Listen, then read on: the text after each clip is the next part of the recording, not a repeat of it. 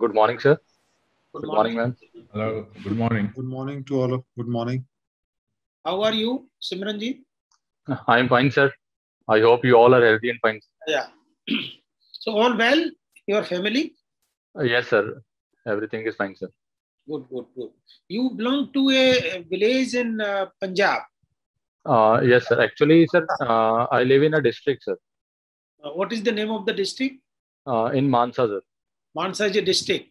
Yes, sir. It's a new district, no? It's not the. S- no, sir. It was formed in 1992, sir. From which district it was from? Earlier, it was included in Bathinda district, sir. Bathinda. Now it is the southernmost district in Punjab, sir. And you are working with HPCL. Yes, sir. For how long you have been there? Sir, I joined the corporation 2015, sir, and now it would be 6 years in July. And you are based in Chandigarh.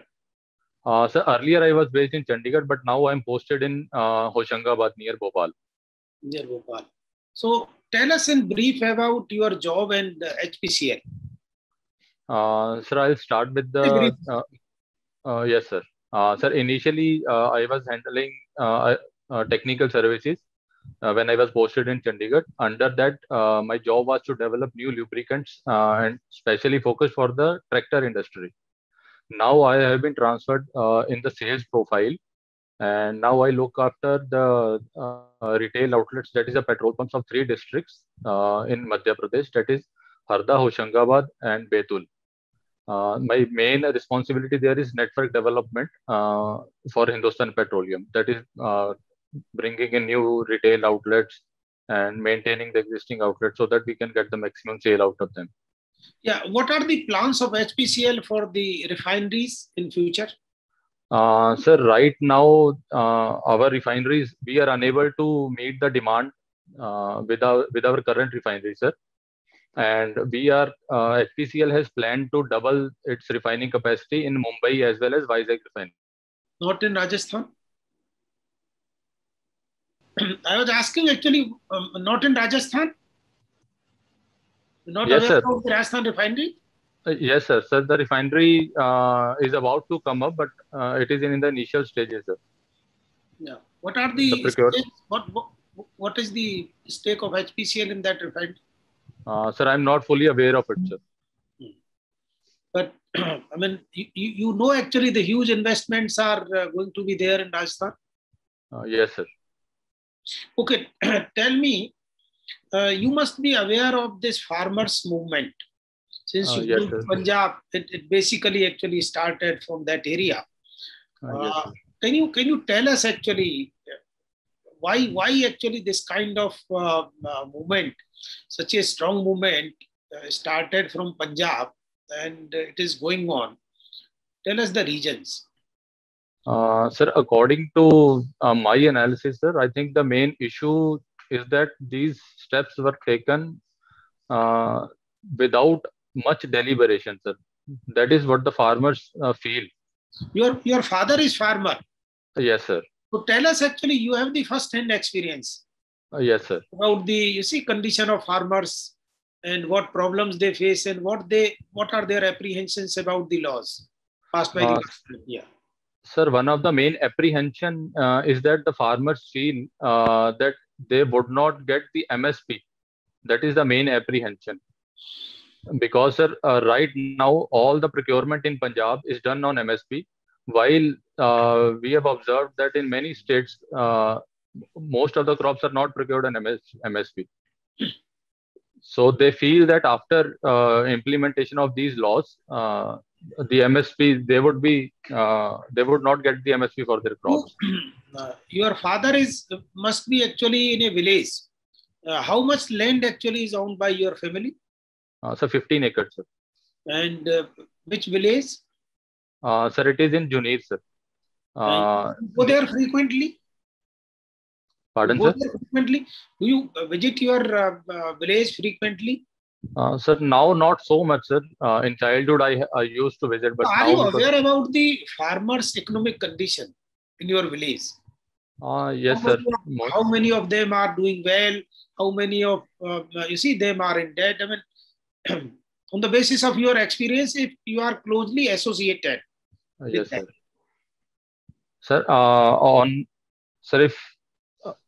if we do a analysis, sir, if a farmer owns more than 5 acres of land, sir, then he does pretty good, Tell us sir. on the basis of your experience in your village. If you Yes, sir. otherwise it's okay. Yes, sir. Sir, in our village, Farmers are there in your village. How many farmers are there? Sir, there would be approximately 30 families, 30 farming households.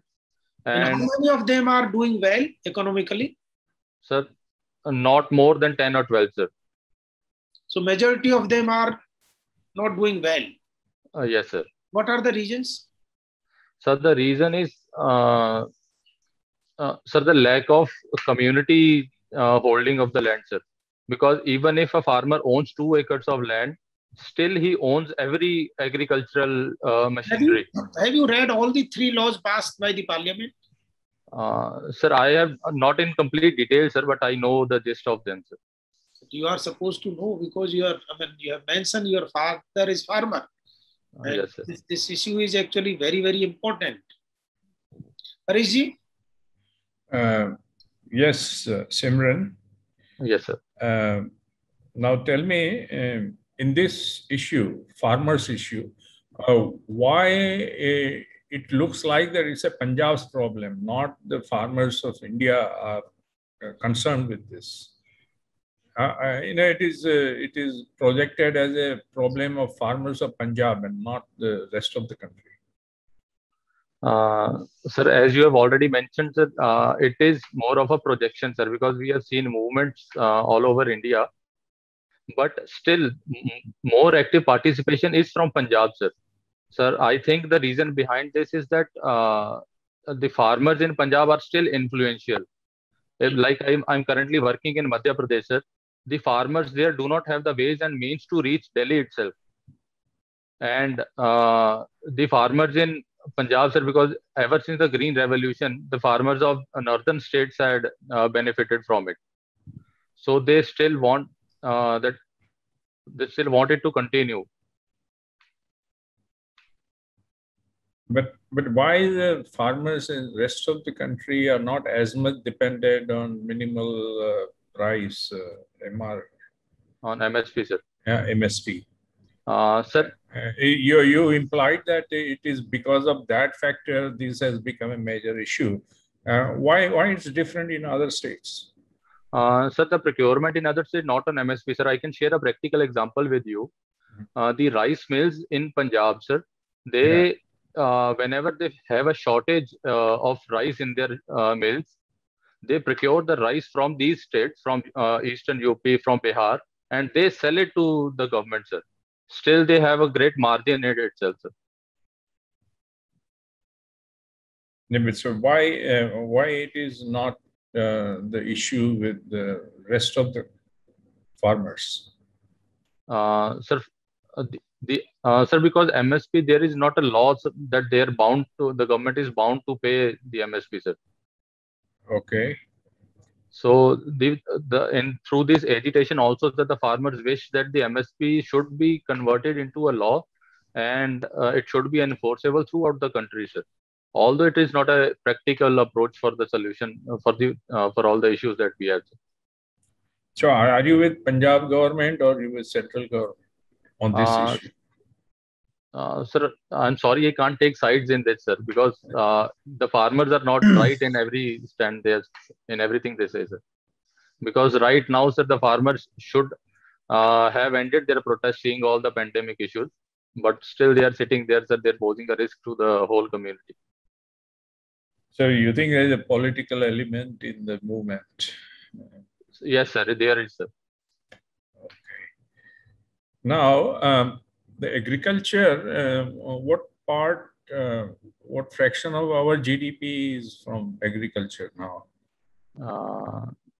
Sir, I'm not in touch with the current figures right now, sir, but I think it is 14%. 14%. And what would be a good ideal? Is that 14% more or less? What should be a good contribution from agriculture? So the contribution from agriculture is, I think, as a percentage of the whole economy is okay, but the employment that it generates, that is too high, sir. More than 50% of our population is dependent on agriculture right now. I think that needs to be changed, sir. Okay. And what do you think about Punjab situation? What are the major issues that the Punjab government must be facing now? Forget about agriculture, this farmers' agitation, but other than that, what are the issues with Punjab government? So the major issue that I think of is so the drug problem. And the underground water table that is going down. And regarding health also, so the issue of cancer is in huge proportions in some areas of Punjab. And the border terrorism and the drug trafficking in the border areas, these are the problems, I think. And the drug issue is all throughout the state, or from the area that you come from, Mansa? Sir, it is more concentrated in some districts, not the whole Punjab. Like in southern districts and in the border areas. In our district also, sir, the issue is in huge proportions.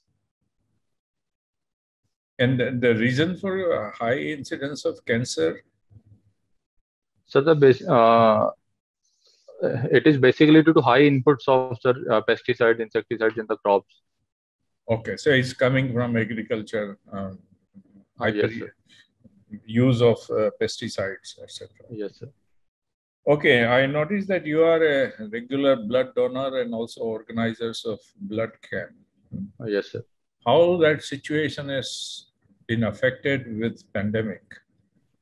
So right now, sir, I'll share why I had started this blood donation camp, sir. Actually, my grandfather had expired on 4th of Feb, sir. So every 4th of Feb, we organize a blood donation camp in our village. For how many years now? Sir, approximately 7 years, sir. 7 years, okay. So in these times, sir, we approached the local administration, sir, that we needed to organize, but the doctors were not available in that. Moreover, the people that were frequent donors in our camps, they were not coming due to the fear of this COVID situation. And sir, this has affected a lot, sir. And this year, moreover, we were not able to organize the camp this year. No, but other than that, is the demand more or less, and supply is more or less compared to the normal times? Sir, the demand for the blood has not seen major change, but the demand for plasma and immunoglobulin has increased, sir. And now, what act or what law controls the activity in this area, blood and blood products? Regulated by which law? I'm sorry, sir, I'm not aware of it, sir. Is there a regulation in this? Sir, there would be a regulation, I'm sure of it, sir, but I'm not sure which. Okay. Fine. And finally, you were selected in a short service commission, Navy. Yes, sir. Why did you give up? Why you didn't take up?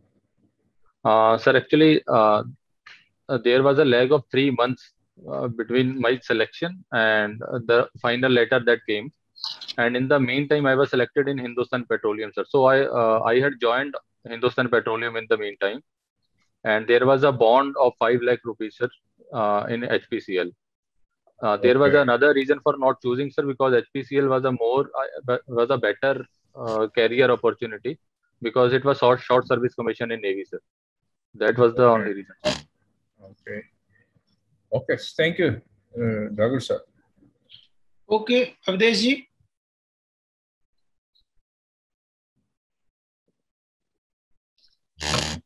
Sir, I'm not able to hear your voice.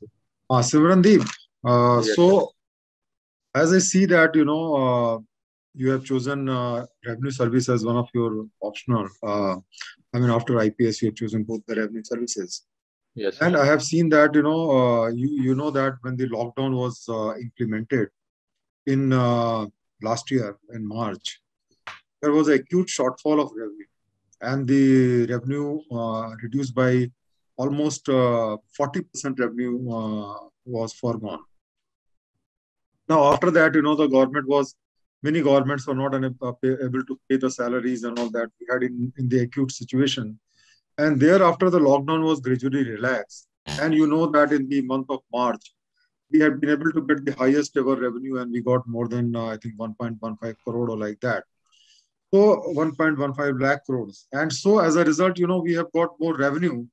But perhaps that is the reason that why, the coronavirus cases has multiplied, because the activities were, basically came to the normal. So the problem is now there is a tremendous pressure on the government to again go for lockdown. But if we go for lockdown, then the problem is that the productivity suffers, employment suffers, revenue suffers.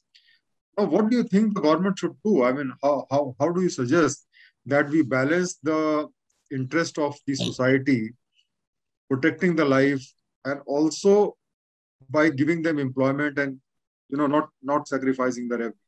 What in your opinion could be the way out? Sir, I think if we take today's scenario, sir, lockdowns in a not like the one that was imposed last year, but a restricted lockdowns that we nowadays called Corona curfew, that has already been imposed most of the areas, sir. And the economic activity has been affected, sir. But I think that the best way out is not to implement a complete lockdown and restrict all the economic activities, sir, because that is also more important. And I think the we should work upon the lessons that we have learned from the past years, so like uh, the issue with the migrants and also. So the economic activity should continue, but the major areas where the hotspots are occurring and all, strict implementation of COVID protocol should be implemented in those areas only. One of the things which we have noticed that there are certain companies, certain factories which cannot be closed, like the companies which are making the manufacturing the food item, or our day-to-day items.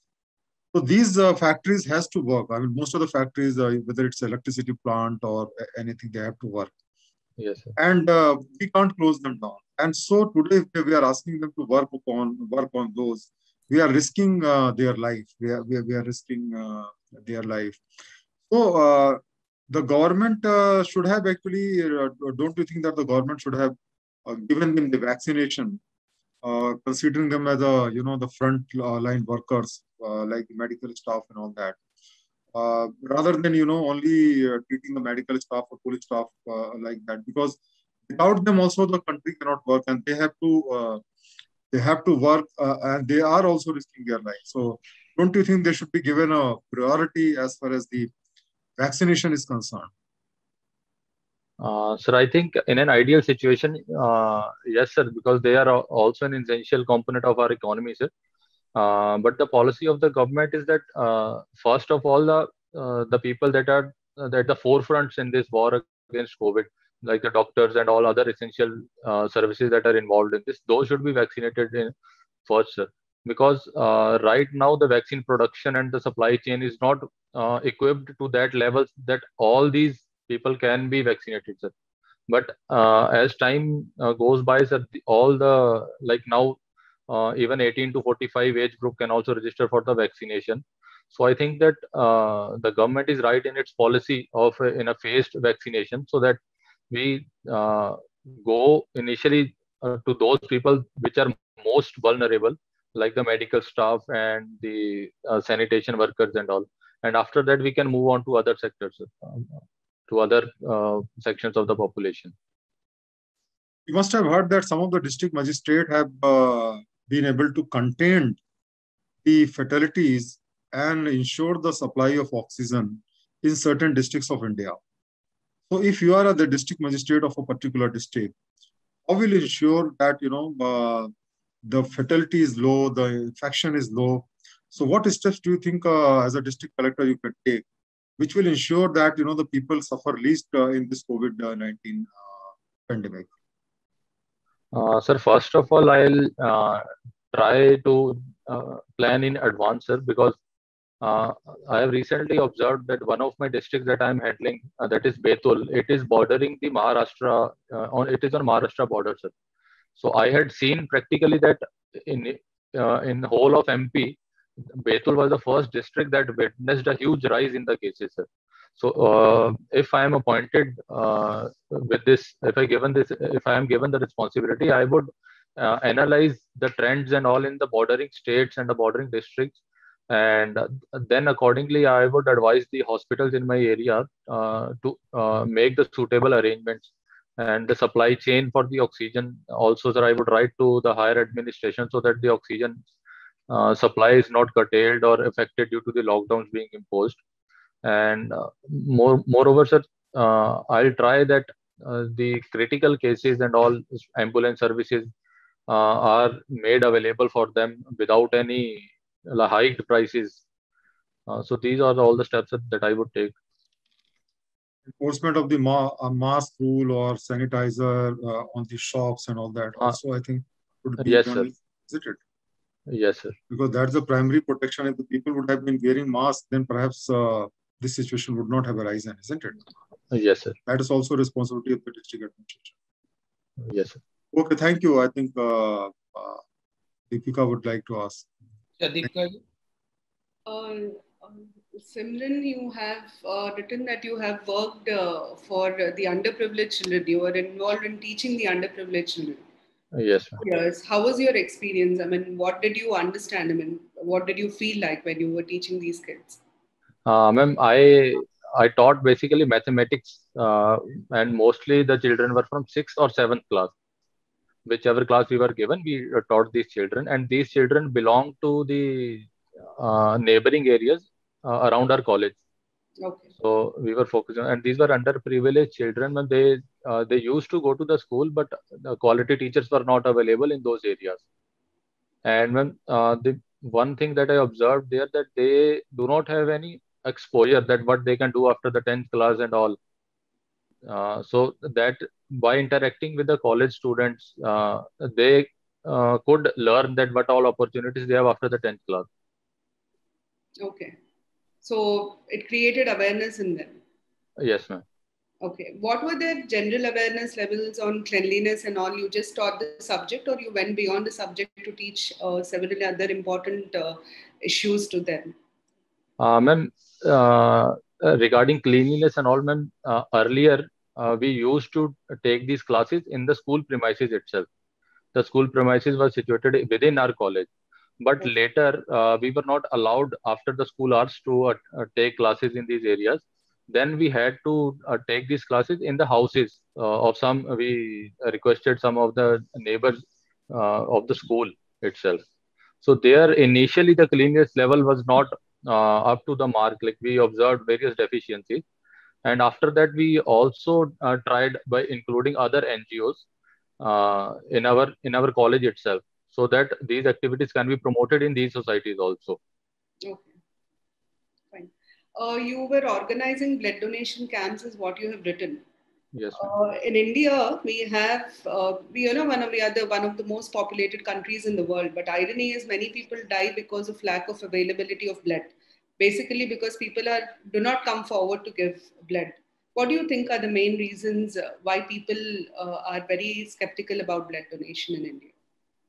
Ma'am, first of all, we all have heard news that a person went for blood donation and he got infected with something or other.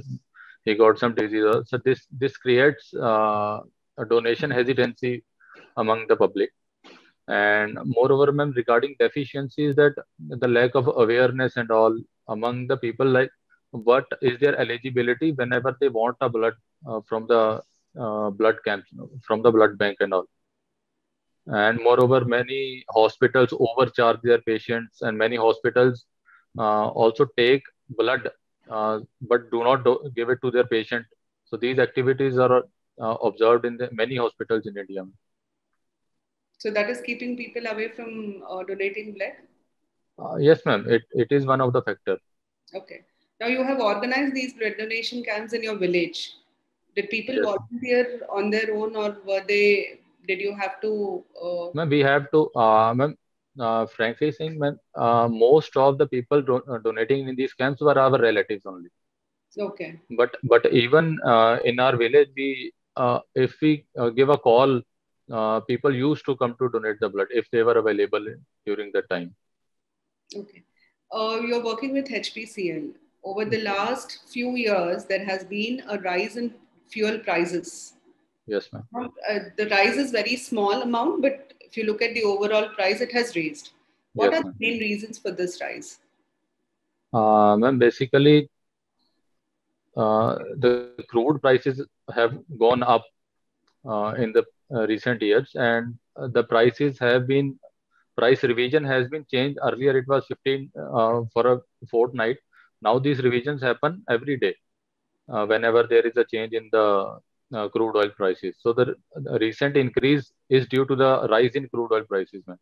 And moreover, some states have also increased their taxes on the fuels. That has also increased the prices of these oils. Okay. Now, last question. You have been working for 5 years, sixth year of your working. Yes, ma'am. What do you think? How will you use your experience, whatever experience you've gathered in these 6 years? If tomorrow you become a district collector, how will it help you? Ma'am, I have seen the exploitation that many segments of our population undergo. Because when I was involved in development of lubricants for tractor industry itself, I have seen that the farmers shell out twice the amount of money for the lubricants that they have to pay. That is the same that we as if you own a car, whenever we go for servicing, we pay double or triple the amount of the oil cost. During my tenure in HPCL, also I had taken many initiatives regarding this. Like we participated with the State Transportation Corporation, and the Gulf Oil had a monopoly in lubricants with them, and they used to charge double the prices. So annual 50 crore, more than 50 crore was saved when HPCL introduced itself in this market. So these all happens due to spreading awareness among all these customers. 1 minute, I would like to intervene. Yes, There was a news item that even HPCL is charging double. You see, fuel station owners are buying at 100 rupees and selling the same, lubricant at 50%, a discounted value. You must have seen in Madhya Pradesh. yes, sir. See, your lubricants are priced in such a manner that your same dealers are selling at 50% and making huge losses. So Yes, how sir. you can blame others? I mean, the HPCL, IOCL, you are also doing the same. Sir, the dealers actually, HPCL has two channels of lubricant distribution in the market, sir. I'm One talking is about the lubricant sold at a fuel station, at a outlet. yes, sir. Yes, sir. They buy, and it is represented by the petroleum associations. They are buying at 100 rupees, and same day they are selling it in the market at 50 rupees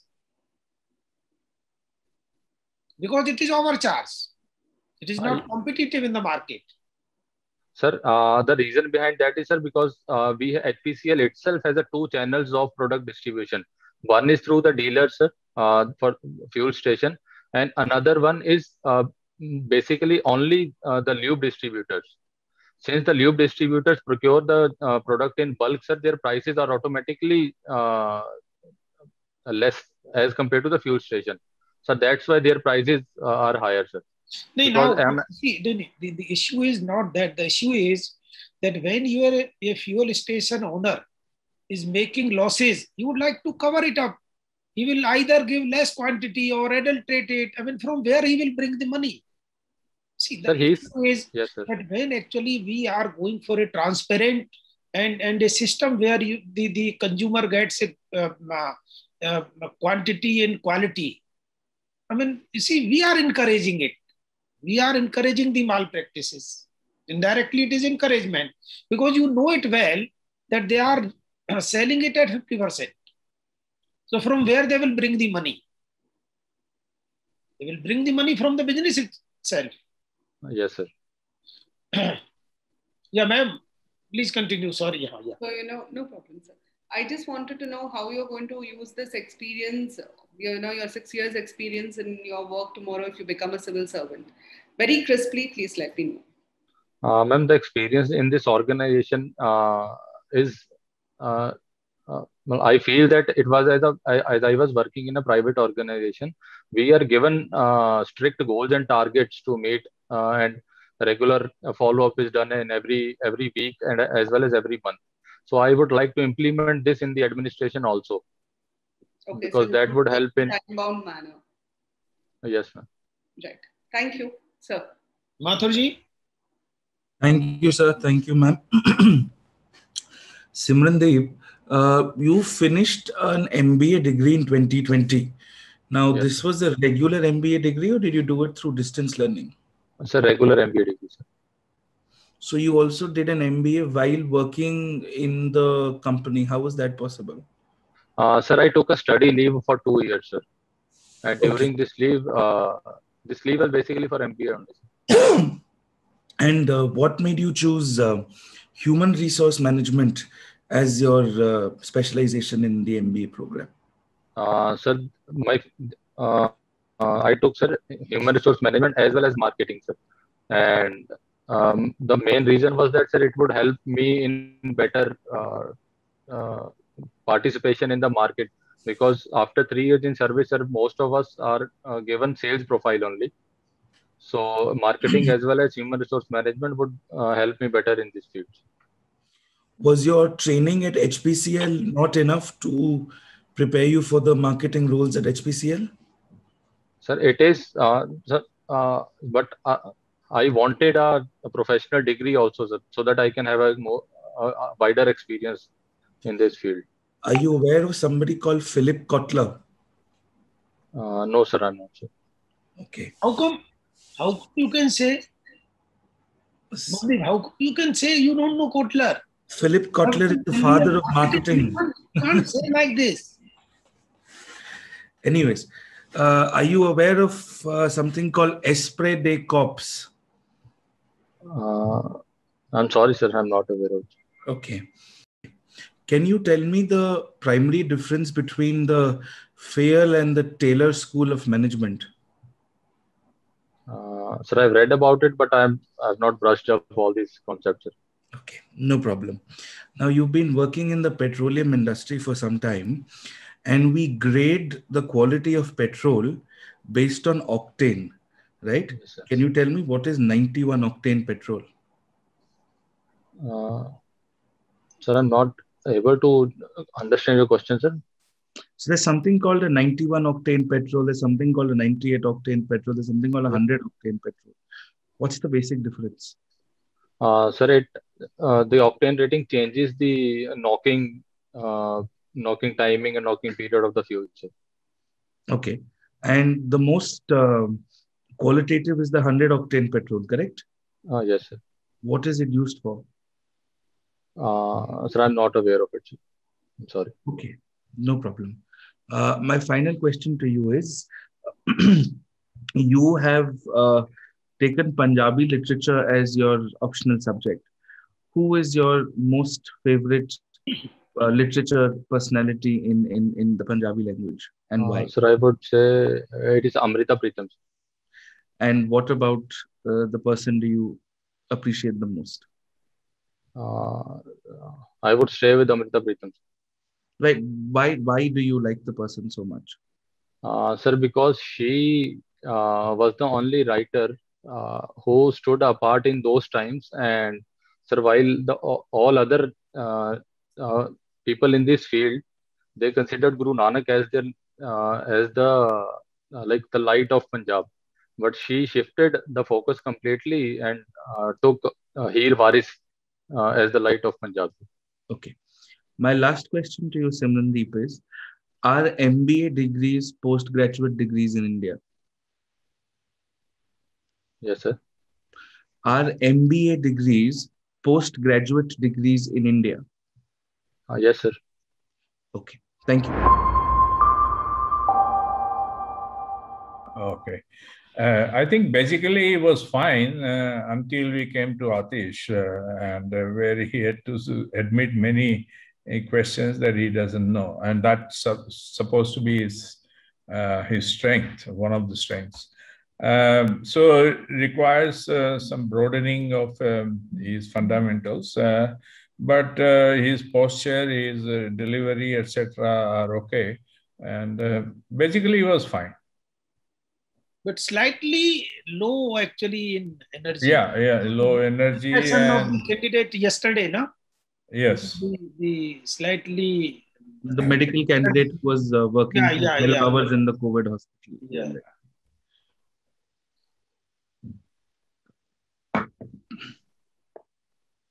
Hello. Yes, sir. We can hear you, sir.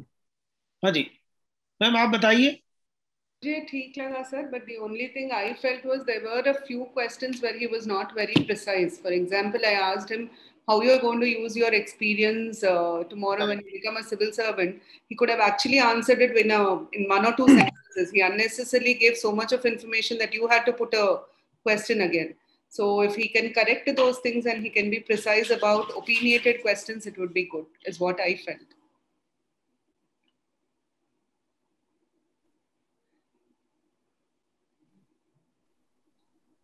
Hello. Yes. हाँ, what बताइए आपका feedback. In my opinion, basically, I mean, he has some knowledge about the things, but by and large, as far as the problem solving attitude is concerned, he doesn't have much of a clue. For example, when we talked about the lockdown, or we talked about how to solve the problem, perhaps he's not focusing attention as to how to actually solve the problem. Or nowadays we are having a case study which is widely circulated as one of the districts in Maharashtra, where a district collector has been able to contain COVID. Nandurbar. Yeah. So he should actually focus on those areas and where we have lacked and why these cases are going up, how we can cut down these cases, plus the revenue aspect also. Because last month, we have seen the highest revenue growth as far as the GST is concerned. But then that perhaps may be the precursor of, so much of loss of life also. So how to balance the two, I think that is something which I think he should look into that, because this is this may be, so he doesn't actually go deeper into the issue and doesn't visualize himself as an officer who is going to solve the problems. So that I think he should be given brief. Sir, I would like to add, basically what I feel is factual part, he's fine. But when it comes to opinion, when it comes to giving, problem solving, he really has to. Analysis is lacking, is what I also feel. Mathurji? Right, sir. So obviously fundamental conceptual questions are a little bit of a problem. I wanted to sort of also follow up, ask him how are crude prices determined. I'm very sure he would not be able to answer that question. In continuation with what the board was saying. So there are basically three problems here, sir. First, from what I could understand is, first, when we ask him opinion-based questions, he wants to play it safe, even when the board is asking for an opinion and is not going to dock him down for it. Harish sir very politely asked him, what side are you on when it comes to the farmers' protest? He could have just said, I stand by it, or I think they have a point. He thought that it's going to be against him if he just, say, aisa kuch nahi, the board is just asking you for it. I think he is shying from opinions. Two, sir, if he does not know, he should say he does not know. MBAs are not postgraduate degrees. The only MBAs which are postgraduate degrees are the ones that IIMs give you, because IIMs were given institution of national importance status a few years ago. Otherwise, all other MBAs are actually officially called postgraduate diplomas in management. No, I think, Atish, I just want to, intervene. Sir. In my opinion, in fact, before, this, these IIMs, in fact, are generally, they are not the universities. I think this is one of the controversies. Yes, I think I just wanted to tell you.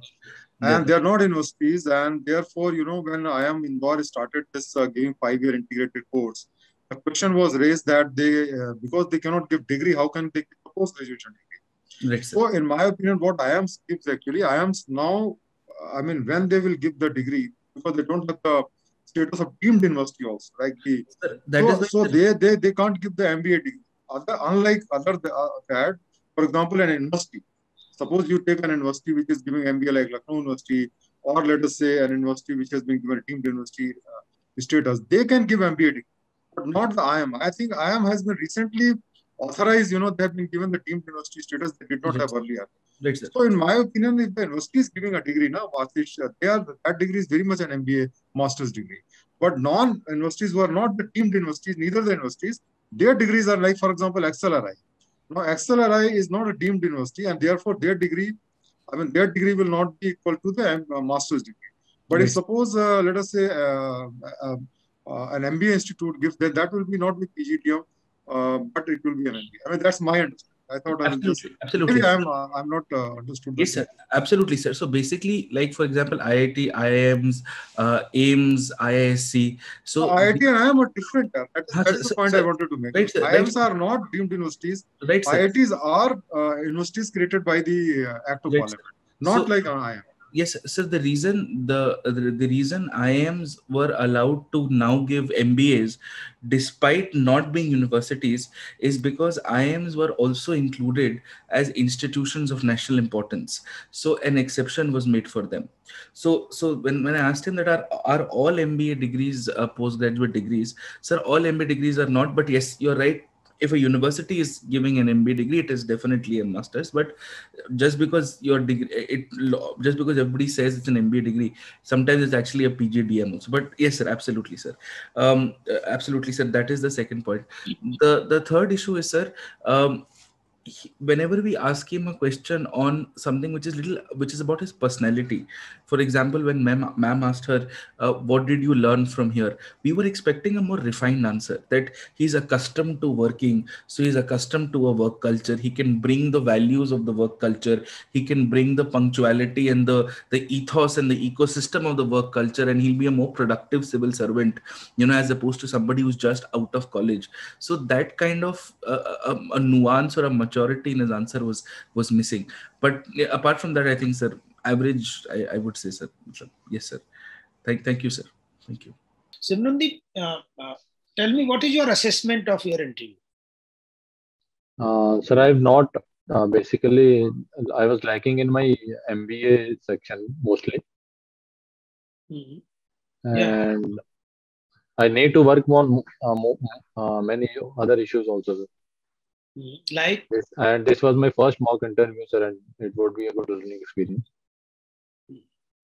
Yeah, now we have actually few observations. You can note it down. Okay, you can improve, or you can add into actually your syllabus. Your energy level has to be, like, you see, more, to look actually more energetic. Okay, sir. And eye-to-eye contact, and you should be communicate directly in the eyes of the panelist. Okay, sir. Second thing, 2 questions you can expect from the panel, even in the UPSC. One will be related to your job, because you are working in a very important PSU. And second, related to farmers. Okay, sir. And I don't know actually why you are, not giving frank opinion when you are asked. You see, many of the people who were very, very, they were not politically aligned, were giving actually during this farmers, agitation, they were giving frank opinion. You were very, very careful. So there is no need to be politically correct. When your father is farmer, your family is a farmer's family, you are aware of the problems your villagers are facing. You yourself are telling that only 1/3 of them are doing reasonably well, others are not. Then there is an issue, there is a problem. If they are agitating, there is issue. So you should have actually expressed yourself very, very openly. So there is no need to be scared, because when you are very sure, if you are not sure, then it is okay. Then you have to say, like, I'm not aware, or I have not made up my mind on this particular issue. So, Okay, sir. yeah, that is number one. When I specifically asked about the projects of NHPCL, your annual report says every company's annual report actually gives the details of the future projects, the total value which will be invested in the in that particular company. So you just read about that, and that will give you a better idea. About your MBA degree, it was not a like issue of your knowledge, but it was issue about now actually in the last, nobody is going to ask in such a details, but somehow the question was asked about the Kotler. Now you see, an MBA candidate cannot say that he or she is not aware about Kotler. I mean, he didn't ask about the entire theory, the entire principles of marketing. He asked just name actually. You are not only supposed to know about Kotler, but about his theory also. So just prepare on that also. And your attitude has to be, because you are working for the last 5 years. Many of your dealers, distributors must have come to you with problems they are facing. Now you must learn actually how you solve them, how you guide them, how you motivate them. And that would be helping you as a district magistrate also. There also, what is your role? Your role will be grievances redressal. And grievances redressal is important even in your present job also. So our advice will be that focus on actually how you can solve the problem. Take few seconds before you form your opinion, and very categorically you say that this is how actually I will be helping. This is how I will function. And focus actually on grievances redressal, because that is the basic job, one of the basic job of the civil servants, how you redress the grievances. Then you answered most of the questions. I mean, it was like, okay. But when it comes to analyzing the issue, the questions the panelist is asking, there you have to improve a bit. So focus actually on analyzing the issue. Why that question is asked? First, actually, you should see the reason actually why this panelist is asking this question. And keeping that thing in mind, then you have to form your answer. Take few seconds. There is no issue. Go to a village. When you visited your last village, your last visit to village? So approximately 2.5 months back, sir. Go there. Ask your father what problems you are facing. he will tell you what are the problems in the village. Then he will tell you actually what, and that will give you such a confidence, because your father will be telling you that what farmers are facing. So this is our advice from your side. Any question you want to ask? Sir, I was confused in the farming question only, sir. Like, should I take sides or No, it is not taking sides actually. Why? See, it is not a debate. You are just asking for your opinion, a frank opinion based on facts. Okay. And give your arguments, logical arguments. Pardon, Why sir? you should be afraid of actually giving because we are asking you to express. You are not giving on your own. When you are asking, then you should give frankly. There is no need to have any fear. No, I mean, basically, Sivrandeep, you must tell your opinion, your apprehension on the part of the farmer, because Punjab farmers has been on the forefront. And what do you suggest, can be, can be made more acceptable to the farmer? So you can also, go through some of the suggestions as to what changes do you think can be made so that, it become acceptable to all the parties concerned. So that sort of thing you can prepare. I'm not saying they should criticize the central government policy. That should also not be a good idea. But at the same time, you should not always be protecting the government's decision. And you must say that these are the apprehensions. And if suppose these are the things which are taken care, then perhaps, the farmers will also be willing to accept. So something like that, you have to find a way. Okay, sir. Simran, you look very tense. Try to put some smile on your face. That's very important. Okay, sir. And look into the eyes of the panelist, or in this case, look at the camera, so that a little bit of energy, little bit of smile. These things will make a lot of difference. Okay, sir. This was my first interview, sir. I was on. Sir, I just like to add two very small logistical points. They just, if with the permission of the board, sir, please. Thank you, sir. Sir, Simran, because you wear a turban, you must understand when you go to the interview board, you will have to be wearing a face mask and a face shield. So just practice with that also, because it may get uncomfortable. 2, you may please ask permission from the board in case you would want to remove one out of the 2. The board usually permits. 3, you generally speak softly. And sir, because last year also this happened, the board had installed a camera in which you had to speak into. Okay. And a lot of times the candidates were not audible, and it created a lot of confusion in the actual interview room. They are going to also have a microphone, a microphone in the room as well, because you're going to be further distanced away from the board. So in case you're not very clear, just double check that you are heard properly, because you generally speak a little softly. That's okay. I'm so sorry, sir. Those are just the small logistical points you should take into consideration, sir. Thank you, sir. And you can remain in touch with the faculty on academy, and you have a lot of time to prepare, and then prepare your answers well. Okay, sir. How much time you are devoting daily for interview? Sir, I'm unable to donate more than 1 hour, sir. Then it is not sufficient.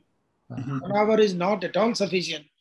1 hour will take in screening the newspapers and you see the daily news. How you will prepare the topics?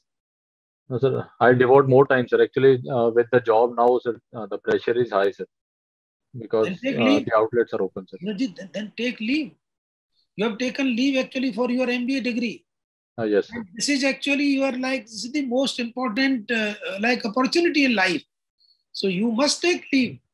Okay, sir. Because you have to give your 100%. It is not like that. I mean, you see, you can do it by doing your job in 1 hour, 2 hours, 3 hours. Very difficult, because the candidates will be competing. They will be attending so many of mock interview rounds, will be seeking a lot of advice from professors, and they will be on their toes. You have to compete with them. You have to devote actually sufficient time. Sure, sir. I do that. Okay, then. Best of luck. Okay, thank you, sir. All the very best. All the Thank you very much, sir. Thank you, ma'am. Thank you. Okay, sir. Thank you, sir. Unacademy. Let's crack it.